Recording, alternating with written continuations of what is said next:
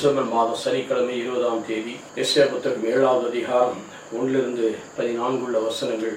அதிலே ஆகாஸ்க்கு எதிராக யூதா நாட்டிற்கு எதிராக இஸ்ராயல் அரசன் பெக்காவும் சீரியா நாட்டு மன்னன் ரச்சினும் போர் தொடுத்தார்கள். ஆனால் தோற்று போனார். மீண்டும் சீரியா எப்ராயிமோடு கூட்டணி சேர்ந்து கொண்டது என்ற செய்தியை கேட்டு தாவீதின் குடும்பத்தாருக்கு அறிவிக்கப்பட்டுடன் பெருங்காற்றில் அழைக்கப்பட்ட மரம் போல ஆகாசின் உள்ளம் மக்களுடைய உள்ளங்களும் அலைக்கழிக்கப்பட்டது. அப்போதுதான் ஆண்டவர், நீ அமைதியாயிரு, நீ நின்று கொண்டே அதிசயத்தை பார்க்க வேண்டும். அவர்கள் 2 புள்ளிக்கட்டை போல புகைந்து கொண்டிருக்கும் இரு புள்ளிக்கட்டைகளில் இருந்து வரும் புகை போன்றவர்கள். சீரியா எப்ராயிமோடு கமாலியல் மகனோடும் சதித்திட்டங்கள் தீட்டியிருக்கிறார்கள். நீ பயப்படாதே, அவர் திட்டம் ஒரு காலம் நிலைக்காது. ஆகவே நீ ஒரு அடையாளம் கேள், நான் உனக்கு சொல்லுகிறேன் என்ற போது அவன் ஆகாஷ் மன்னன், நான் ஆண்டவரிடத்தில் கேட்க மாட்டேன் என்று சொல்கிறான்.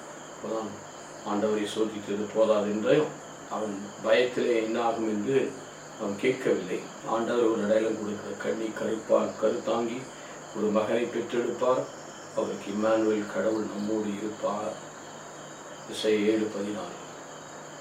ஒரு அடையாளத்தை தருவார், கண்ணி கருதாங்கி கருவுற்று ஒரு மகனை பெற்றெடுப்பார், அவருக்கு இம்மானுவேல் கடவுள் நம்மோடு இருப்பார் என்ற ஆண்டவருடைய வருகை குறித்து முன்குறித்து இசையா வழியாக இந்த அடையாளத்தை கொடுக்கிறார்.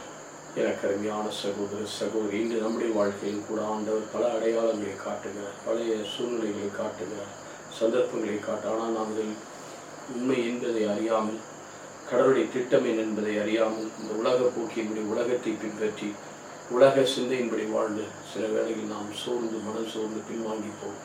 இன்றைக்கு ஆண்டவருடைய திட்டத்திற்கு, அவருடைய திட்டம் நிலைக்காது. எஸ்ஐயா 7:7 பார்க்கிறோம்.